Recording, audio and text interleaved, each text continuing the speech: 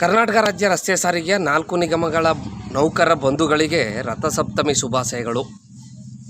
ಸಂಕ್ರಾಂತಿ ಕಳೀತು, ವೇತನ ಹೆಚ್ಚಳ ಯಾವಾಗ? ಕರ್ತವ್ಯ ಮುಗಿಸಿ ನಾನು ಊರಿಗೆ ಬರುವಾಗೆಲ್ಲ ಕೇಳ್ತೀರಿ KSRTCಯ ನಮ್ಮ ಸಿಬ್ಬಂದಿಗಳು, ಏನಣ್ಣ ಸರಿ ಸಮಾನ ವೇತನ ಆಯ್ತದೋ, ವೇತನ ಪರಿಷ್ಕರಣೆ ಆಗ್ತದೋ ಅಂತ. ಅದಕ್ಕೆ ನಾನು ಹೇಳೋದು ಒಂದೇ ಉದಾಹರಣೆ. ಶಕ್ತಿ ಯೋಜನೆಯ ಅನುದಾನ ಜೊತೆಗೆ ಸರ್ಕಾರ ಒಂದು 2,000 ಕೋಟಿ ಅನುದಾನವನ್ನು ನೀಡಿದ್ರೆ ವೇತನ ಪರಿಷ್ಕರಣೆ ಆಯ್ತದ ಕಣಪ್ಪ. ಶಕ್ತಿ ಯೋಜನೆಯ ಅನುದಾನದ ಜೊತೆಗೆ ಒಂದು 5,000 ಕೋಟಿ ಕೊಟ್ಟರೆ ಸರಿ ಸಮಾನ ವೇತನ ಜಾರಿ ಆಗ್ತದೆ. ಅದೇನೋ ಒಂದು ಆಗ್ತದೆ. ಇಲ್ಲಿ ಸಂಘಟನೆಗಳಲ್ಲೇ ಒಮ್ಮತ ಇಲ್ವಲ್ಲ, ಎತ್ತು ಏರ್ಗೆ ಕೋಣ ನೀರಿಗೆ ಅನ್ನುವಂಗೆ.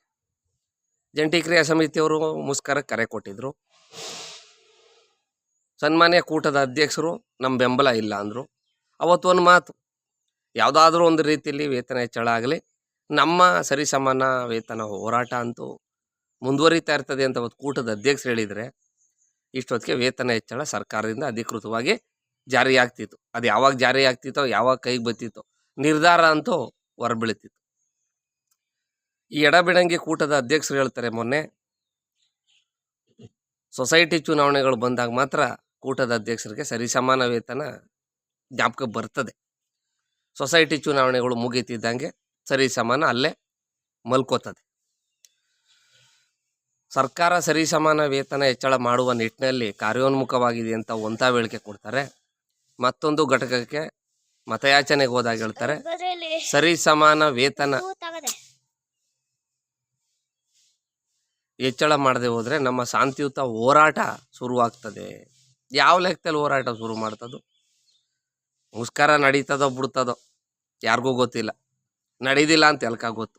ಯಾರೇ ಕರೆ ಕೊಟ್ಟರು, ಜಂಟಿ ಕ್ರಿಯಾ ಸಮಿತಿಯವ್ರು ಕರೆ ಕೊಟ್ಟಿದ್ರು, ನಡೀತಿರ್ಲಿಲ್ಲ. ನೀವು ಕರೆ ಕೊಡಿ, ನಡೀದಿಲ್ಲ. ನೀವಿಬ್ಬರು ಒಂದಾಗಿ ಕರೆ ಕೊಡಿ, ಆಡಳಿತ ವರ್ಗದವರು ಸೇರಿ ಒಮ್ಮತವಾಗಿ ಕರೆ ಕೊಡಿ, ನಡೀದಿಲ್ಲ ಮುಷ್ಕರ. ಯಾಕೆ?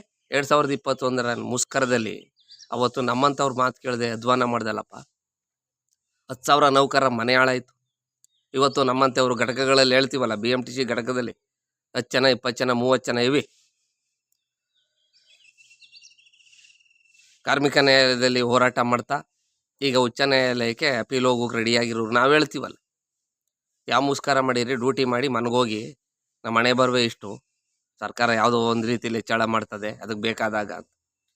ನೀವು ಒಮ್ಮತಕ್ಕೆ ಬಂದರೆ ಗ್ಯಾರಂಟಿ 2025-26ರ ಆಯವ್ಯಯದಲ್ಲಿ ವೇತನ ಹೆಚ್ಚಳ ಸಂಬಂಧಪಟ್ಟಂತೆ ಒಂದಿಷ್ಟು ಅನುದಾನವನ್ನು ಕೊಡ್ತಾವಿ ಅಂತೇಳಿ ಮುಖ್ಯಮಂತ್ರಿಗಳು ಘೋಷಣೆ ಮಾಡ್ತಾರೆ. ಇಲ್ದಿದ್ರೆ ಶಿವರಾತ್ರಿನೂ ಕಳೀತದೆ, ಯುಗಾದಿನೂ ಕಳೀತದೆ, ಮಾಲೆ ಅಮಾವಾಸ್ಯೆನೂ ಕಳೀತದೆ, ದೀಪಾವಳಿನೂ ಬರ್ತದೆ, ಆಯುಧ ಪೂಜೆ, ವಿಜಯದಶಮಿ ಬರ್ತದೆ, ಕ್ರಿಸ್ಮಸ್ಸು ಬರ್ತದೆ, ಮುಂದಿನ ಸಂಕ್ರಾಂತಿನೂ ಬರ್ತದೆ.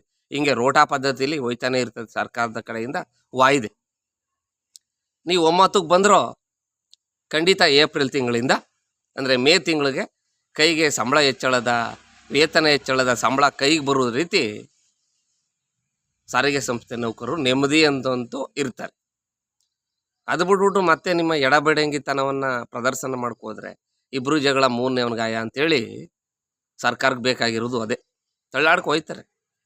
ಒಂದು ಸಂಘಟನೆಗಳು ಸರಿಸಮಾನ ಅಂತಾರೆ, ಇನ್ನೊಂದು ಸಂಘಟನೆಗಳು ವೇತನ ಪರಿಷ್ಕರಣೆ ಅಂತಾರೆ. ಅವರಲ್ಲಿ ಒಮ್ಮತ ಎಲ್ಲ ನಾವೇನು ಮಾಡಮ್ಮ, ಅವರಿಬ್ಬರು ಒಂದಾಗಿ ಬಂದರೆ ನಾವೇನೋ ನಿರ್ಧಾರ ಮಾಡ್ತೀವಿ ಅಂತೇಳಿ ಸರ್ಕಾರ ಮುಂದಕ್ಕೆ ತಳ್ಕೊ ಹೋಯ್ತಾ ಇರ್ತದೆ. ಯಾಕೆಂದರೆ ಹಿಂದೆ ರಾಜಕೀಯ ಪಕ್ಷದ ಒಡನಾಟದಲ್ಲಿದ್ದಾಗ ನಾನು ರಾಜ್ಯದಲ್ಲಿರುವಂಥ 3 ರಾಜಕೀಯ ಪಕ್ಷಗಳ ಮುಖಂಡರ ಮಾತುಗಳನ್ನು ಕೇಳ್ತಾ ಇದ್ದಾಗ ಅನಿಸೋದು ಸಮಸ್ಯೆಗಳು ಬೇಕು ಇವ್ರಿಗೆ, ರಾಜಕಾರಣಿಗಳಿಗೆ ಅಂತ. ಅದರ ಹಿನ್ನೆಲೆಯಲ್ಲಿ ನಾನು ಹೇಳ್ತಾ ಇದ್ದೀನಿ, ದಯವಿಟ್ಟು ಕೂಟದ ಅಧ್ಯಕ್ಷರೇ ಒಮ್ಮತಕ್ಕೆ ಬನ್ನಿ. ಸರ್ಕಾರ ಇನ್ನೂ 3 ವರ್ಷ ಇರ್ತದೆ, ಇನ್ನೂ ಒಂದು 2-3 ಬಜೆಟ್ ಮಂಡಿಸ್ತದೆ. ಆಗಬೇಕಾದ್ರೆ ನಿಮ್ಮ ಸರಿಸಮಾನ ವೇತನವನ್ನು ಕೊಡಿಸೋರಂತೆ.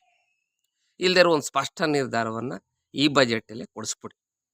ಅದು ಬಿಟ್ಬಿಟ್ಟು ಸುಮ್ಮನೆ ಸಾರಿಗೆ ಸಂಸ್ಥೆ ನೌಕರರ ದೌರ್ಬಲ್ಯವನ್ನು ಬಂಡವಾಳ ಮಾಡಿಕೊಂಡು ನಿಮ್ಮ ಬೆಳೆಕಾಳುಗಳನ್ನು ಬೇಯಿಸ್ಕೊಳ್ಬೇಡಿ. ಅವ್ರ ಹೊಟ್ಟೆ ಮೇಲೆ ಹೊಡೆದು ನಿಮ್ಮ ಬದುಕನ್ನು ಕಟ್ಕೊಳ್ಬೇಡಿ. ಸಾರಿಗೆ ಸಂಸ್ಥೆ ನೌಕರರ ಶಾಪಕ್ಕೆ ಗುರಿಯಾಗಿ ಎಂತೆಂಥ ಸಾರಿಗೆ ಸಚಿವರು ಏಳ ಹೆಸರಿಲ್ದಂತೆ ಹೋಗ್ಬಿಟ್ಟವ್ರೆ. ಇನ್ನು ನಾವು ನೀವು ಎಲ್ಲ ಯಾವ ಲೆಕ್ಕ?